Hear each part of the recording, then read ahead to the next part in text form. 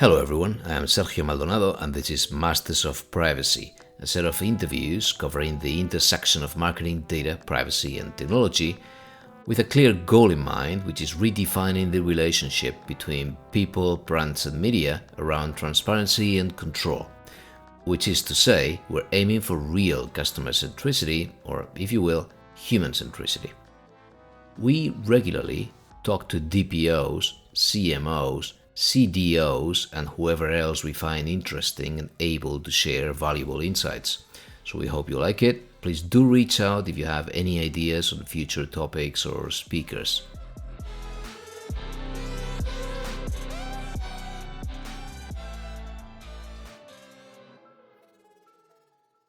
Okay, good. We have Rie Aleksandra Walle. She brings over 17 years of experience across the private and public sectors, having worked at Kristiania University College, Ernst Young, Nordic Innovation, and the Norwegian Agency for Public Management and eGovernment.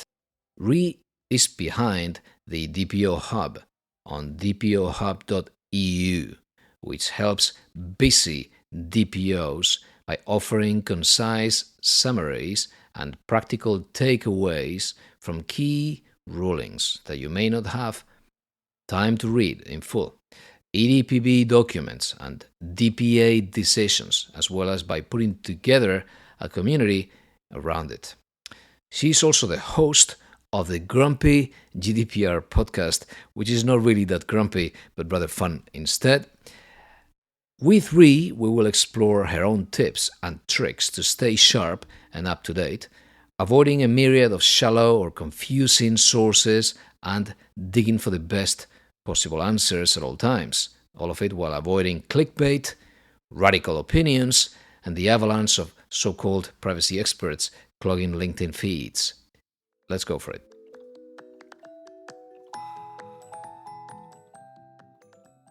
Rie, thanks for joining me. Yeah, of course. Thanks for having me. And so the one thing we said we were going to do, we can do anything, but the one thing we said we were going to do is help people find their sources and filter out. There's so much stuff, there's so many sources, so much noise, right? It's overwhelming. And it's tempting because we want to know everything.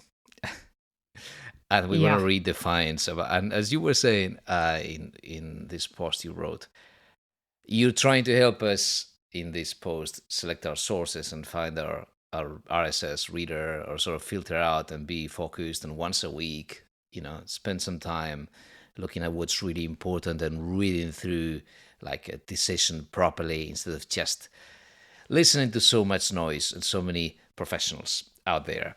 And something that... all the LinkedIn experts. Yes, exactly. We need to get to that one, yes.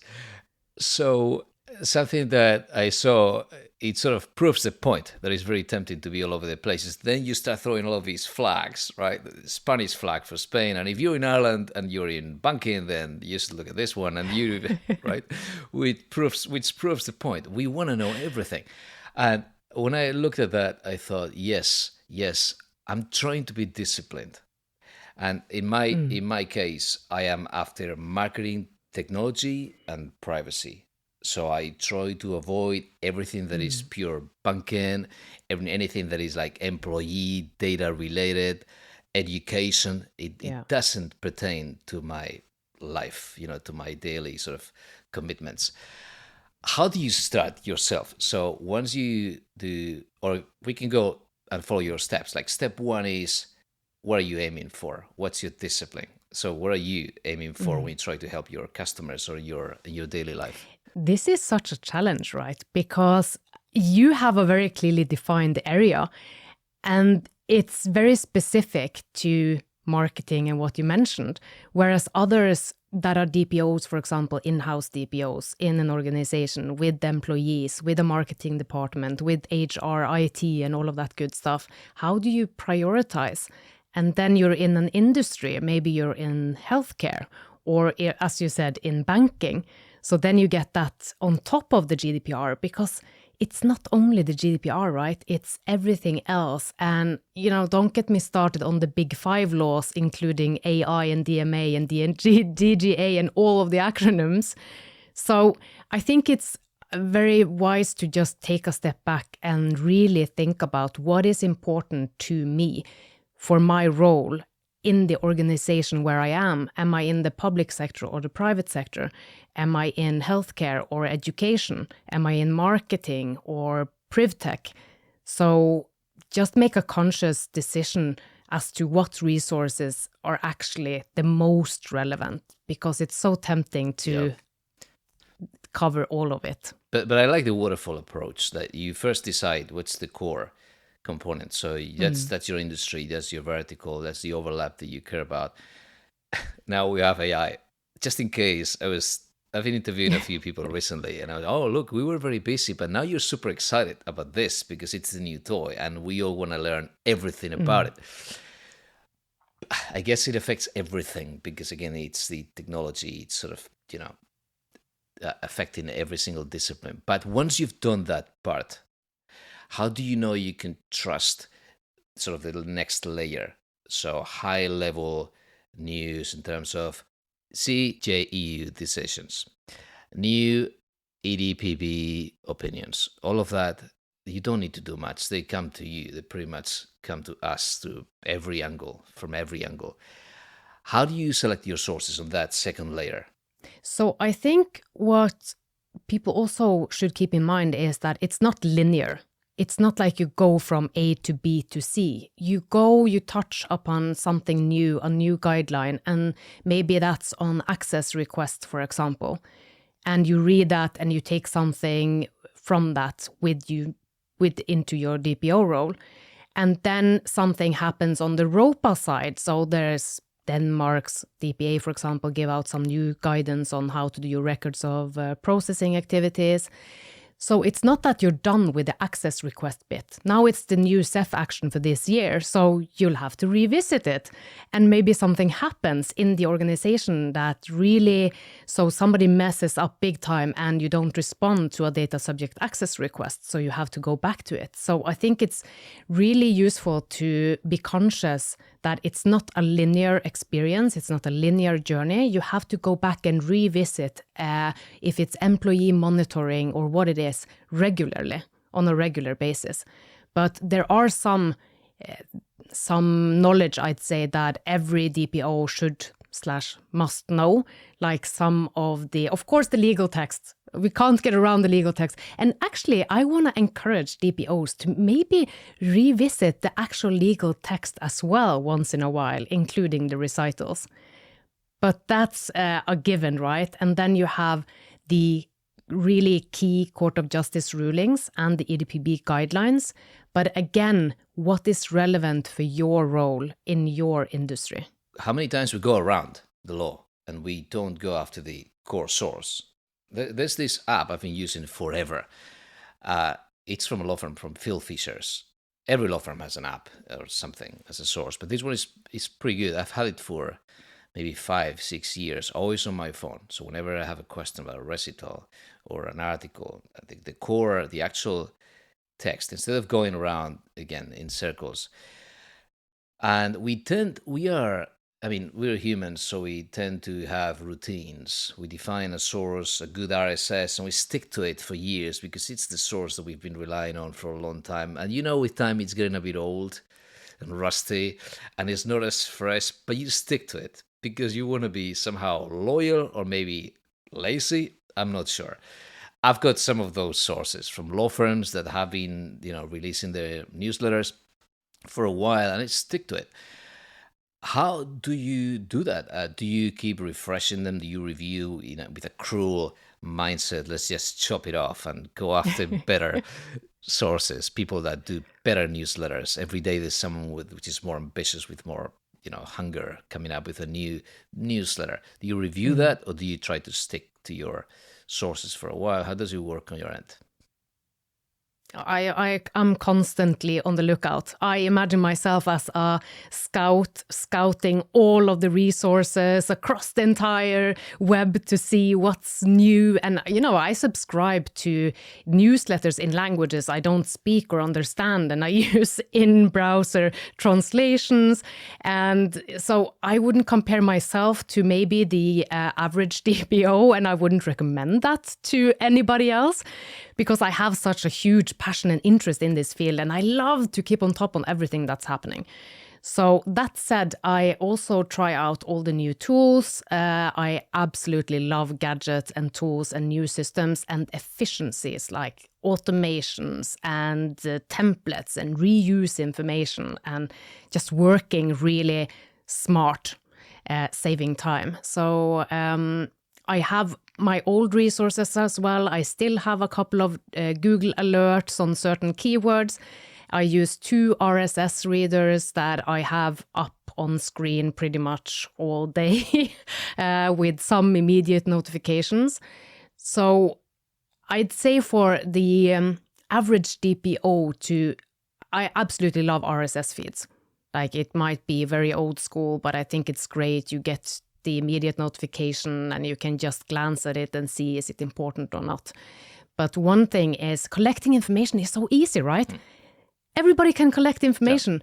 Yeah. The proof of the pudding, as they say, is how do you retrieve information? How many times haven't you thought about, okay, I read something last year on transfers or what it was, joint controllership, but where was it? You have bookmarks bonanza, you have a nightmare of folders and files in your X whatever drive. So retrieving that piece of information when you need it, I think is probably one of the biggest challenges for DPOs. Yes, and so your trick for that is to put aside some time once a week or something, and then you go through your list and through your RSS, and you make sure that you're not piling up stuff just for the sake of it, but you're actually processing information. Yeah, and you have to process it, because saving information for information's sake is just wasted. It's just gonna pile up files and information and articles that you never get around to reading. Like, how many times have you said that, oh, I'll definitely watch that recording? Yes, of course. You never do, right? Of course. I've got all these Trello cards. I've got a Trello board for all these sources and all these cards. And the only thing that helps me, do you know Cal Newport? So the, slow productivity guy, and so deep thinking, deep work guy.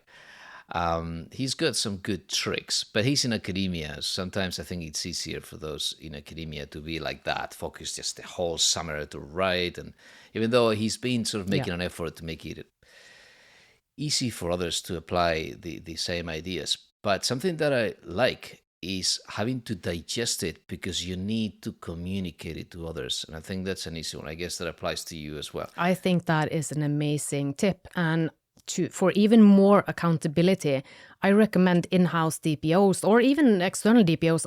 I have a DPO newsletter, like a client alert newsletter that you send to your clients. But if you're an in-house DPO, you can also do that. They have intranet, you have stand-up meetings, you have use every opportunity that you can to just, spread the privacy and data protection gospel and get something in there for...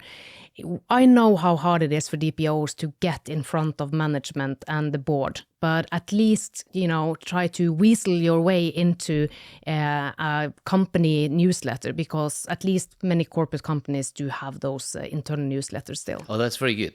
So then you're even more forced to do it, even more digestible, because you want to find a way to communicate in the same manner, with the same language, simple, easy to understand language as any other pieces of news. So you're sort of a Brussels-based reporter, one of those. Yeah, exactly. But I think also DPOs just need to lower their shoulders. We are fortunately not operating on people's heads or with a scalpel in hand, so just being conscious that you will never get around to reading everything anyway. So if we can just accept that fact, it's much easier, lower our shoulders, take a deep breath and do our best. And I'd say also that the second really important tips for anybody who needs to stay on top of this is to put time in their calendar. Like I say that so much, I write it all of the time, and it seems a bit absurd, right? Put time in my calendar, will I actually do it? But I think that is the only way. That's the only way that I actually got to the level where I'm now. It's good. You know, we could always make a song with the weekly news. I guess that's another way. You know, we used to remember things like that. I was thinking, you know, it's a wild idea, but you know, on weekends I try to read on weekends, right? And on weekends is when I'm playing guitar badly, but that's when I do. And so that's a good combination. Nice. Look, I could play and make a song. How nerdy would that be with the latest press? I would love news? that. I will come to your concert. That'd be an interesting angle. You know, everything has been explored on LinkedIn and YouTube, so people need to get creative these days. Maybe that's the new angle. Yeah. So then, how do we deal with the overwhelming with the amount of professionals? I think that's something else that is affecting everyone. Every day there's more and more people, and information is easy to find. It's easy to throw an opinion. Something that I would say gets me grumpy, to follow your term, is see a lot of people criticize things not having been on the side of creating or building them. It's so easy. That's the thing, the negative side of privacy. But I want to hear what you think. I think the negative side is that it's sort of a negative value. We are criticizing people. We're telling people not to do things. And of course we are, it's all in the name of fundamental rights and the future of our children. And it's all in the name of beautiful, sacred goals. But it's very easy to go out there and start criticizing everyone. So, you're going to get a fine. You're going to get a fine. That's wrong. You don't know what you're doing. Instead of building. So I always appreciate when someone comes from the side of building stuff. How is your angle? How do you filter out? Is LinkedIn going to be the new TikTok for privacy professionals? Oh gosh, I really don't hope that will ever happen. But it's so easy to criticizing other people, pointing fingers. It's the easiest thing in the world. So if that's all you got, it's very unimpressive. And I have seen some people on LinkedIn being very vocal, throwing around even insults. We've seen that as well. And I think it says a whole lot more about them than the community. And unfortunately, it's often the provocative, negative ones that get the attention. Just look at how algorithms work. The reason you get all this crap, excuse my North Norwegian, on Instagram or TikTok is because we are so prone as humans to see all the negative bits. So I have a principle. I never ever click on those type of videos to feed that algorithm because it's going to be massive. So do the same on LinkedIn. Just, filter it out, ignore it. Don't feed them. Don't give them that attention because it doesn't add any value whatsoever. And listen, there is absolutely no such thing as 100% compliance. No, I understand that organizations like NOIB are very fond of promoting that, but it's not a real thing. It doesn't actually exist anywhere, not at NOIB either, nor any DPAs or anyone. So, and this just adds to the overwhelm, right? That if you feel that you have to reach 100% and you need to cover everything, you're not going to get anything done at all. So I filter really strongly on LinkedIn, and I don't go into those conversations because it's just pointless. I think the engineer mindset doesn't help. When we come from a technical angle, in my world, right? So again, marketing, technology, and e-commerce, media, and people that come from a technical side, from software development and so on. In technology, you expect things to be binary, and it either works or it doesn't. And if there's a bug, you need to solve it. So when people come from the technology side, they want a binary answer. They want compliance, full compliance, 100% compliance, or it's buggy. So people that come from that angle, they really want to hear that. They're demanding 100% compliance. And some people will give it to them. A seal of approval. The more you come from that angle, or you see people coming from that angle, the more you see this approach. Oh, that's 100% compliant, and you're wrong, and she's right.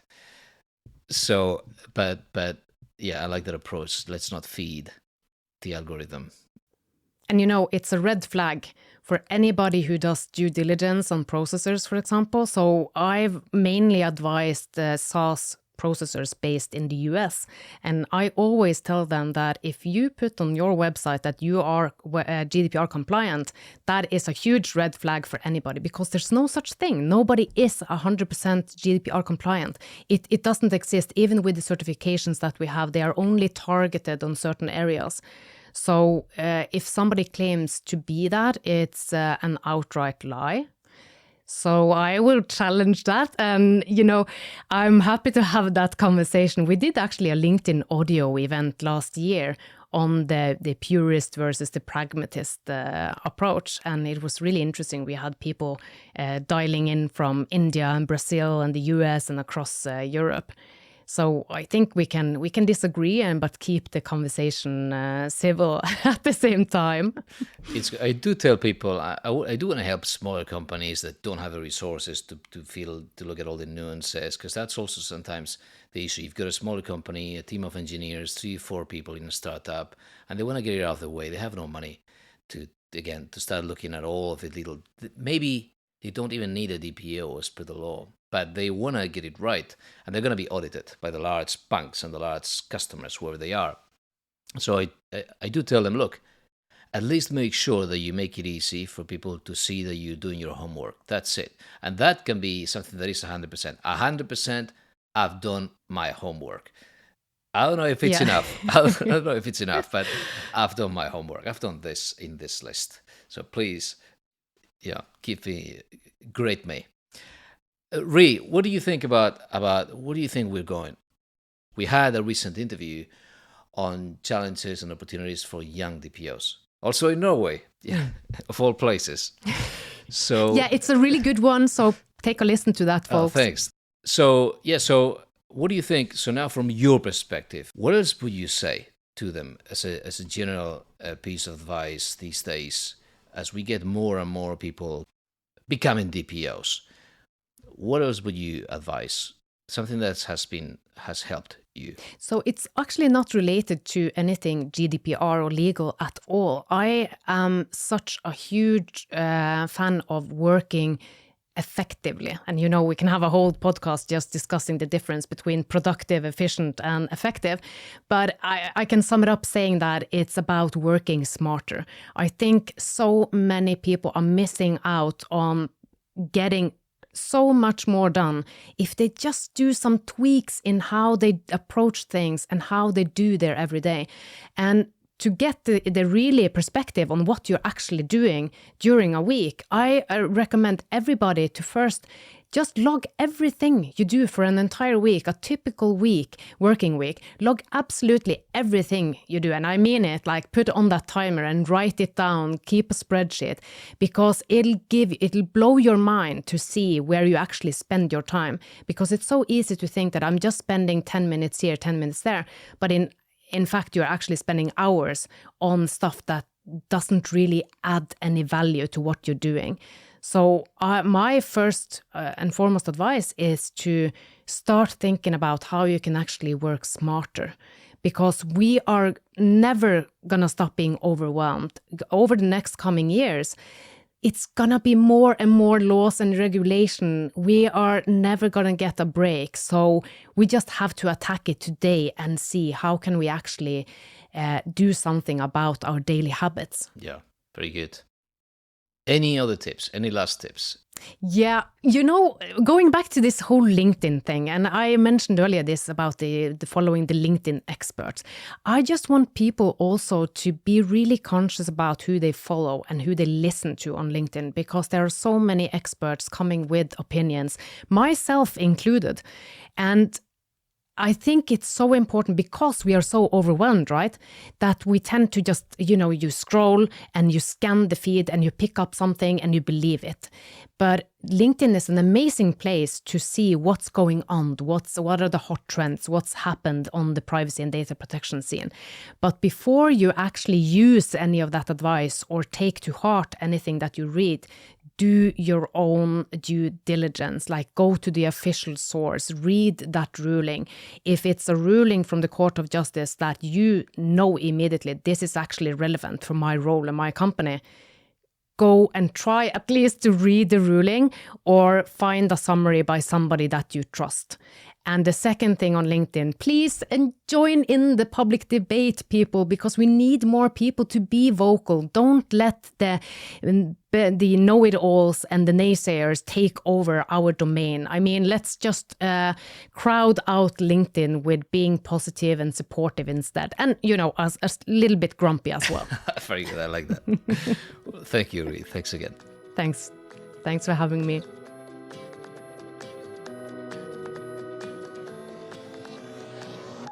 Okay, that's all for today.